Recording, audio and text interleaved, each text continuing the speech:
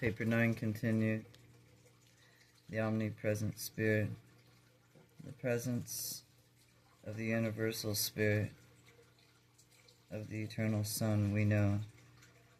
We can unmistakably recognize it. The presence of the Infinite Spirit, the third person of deity. Even mortal man may know, for the material creatures can actually experience the beneficence of this divine influence, which functions as the Holy Spirit of local universal bestowal upon the races of mankind. Human beings can also, in some degree, become conscientious of the adjuster and the impersonal presence of the Universal Father.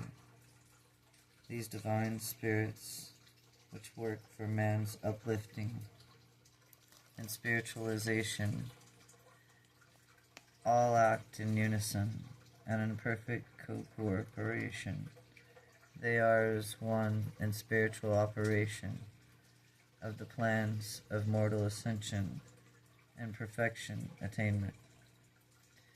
The universal manipulator, the Isle of Paradise, is the source and substance of physical activity, and that should be sufficient to inform you. 3. The universal manipulator. That gravity is one of the most real and eternal, dependable things in the whole universe of universes. Gravity, in the ways humans know it, is not gravity. Gravity cannot be modified or annulled except by the forces and energies conjointly sponsored by the Father and the Son, and which have been entrusted to and they are functionally associated with the person of the third source and center. The Infinite Spirit possesses a unique and amazing power of anti-gravity. This spirit and power is not functionally observably present in either the Father or the Son. This ability to withstand or to pull of material gravity inherent in the third source is revealed in the personality and personal reactions of the conjoint actor to certain phases of the universal relationships, and this unique attribute is transmittable to certain of the highest personalities of the Infinite Spirit. Anti-gravity can annually have gravity within the local frame. It is so by the exercise of the equal force of presence it operates only with the recence and reverence of material gravity, and it is not the action of the mind or the spirit of humans, but of God, and the gravity resistance phenomena of the one source and center that pulls all things to himself that are from himself, from beginning to end. In his far-flung universe, he loves all of his creatures and his deity, and one with all that love and know the truth within.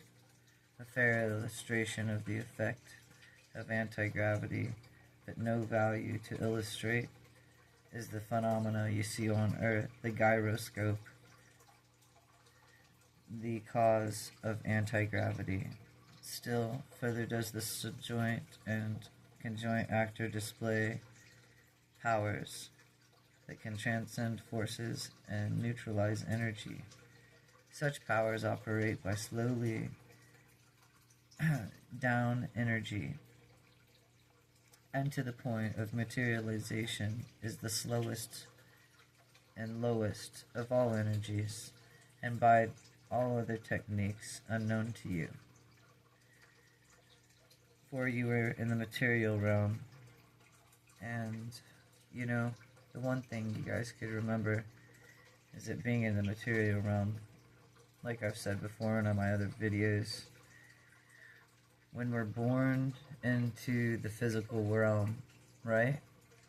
It's like death in the spirit to a certain extent, but not, right? Because the spiritual's with you the whole time. Spirit's in you, with you, doesn't leave you or forsake you. But it's us to remember that while we're here, right? To forget than to remember. So, in this forgetting and remembering, remember where we're from. And in this time, it's meant to be temporary. And the eternal source and center that is within us that lives forever never dies. But to make that shorter than a than long explanation, which I would say, so death in the physical is birth in the spiritual. It's quite the opposite, back home to our Abba, the happiest place, real home we know. So yeah, put those two together. That is, birth in the physical is death in the spiritual. Birth in the spiritual is death in the physical. Alright, back to the book. Oh, go off of that last paragraph again. Stir further. Does the conjoint actor display powers which transcend the force and neutralize energy? Such powers operate by slowing down energy to the point of materialization and by other techniques unknown to you. The conjoint creator is not energy, nor source, nor energy, nor is the destiny of energy. He is the manipulator of energy.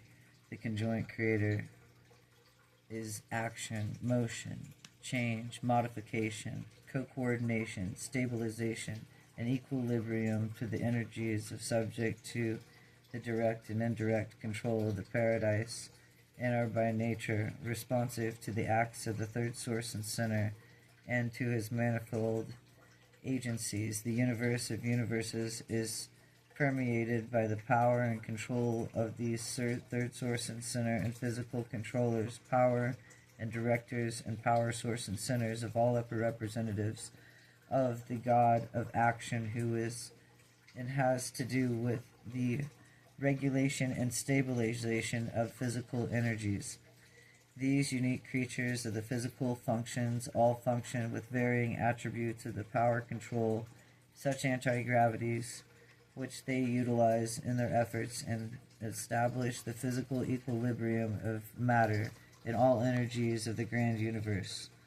All of these materials and activities of God and the action appear to relate to his function of the Isle of Paradise, and indeed, in all agencies of the power and all regardful of the dependent and absoluteness of the eternal Isle of Paradise, and the conjoint actor does not act or in response to paradise. He acts in the personality for the Father of the universe of all universes, and the Son of Paradise is not a person in the way you humans think, and the way any entities would think.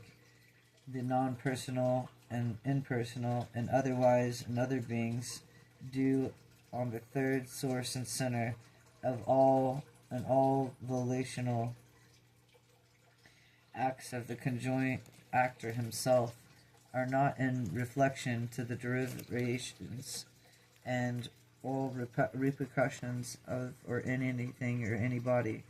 Paradise in the pattern of infinity, the God of action, and is the activator of that pattern, and the paradise as the material fulcrum of infinity, and the agencies of the full source and center, and the levels of intelligence which motivate the material level and inject subsequently at the mechanism and physical creation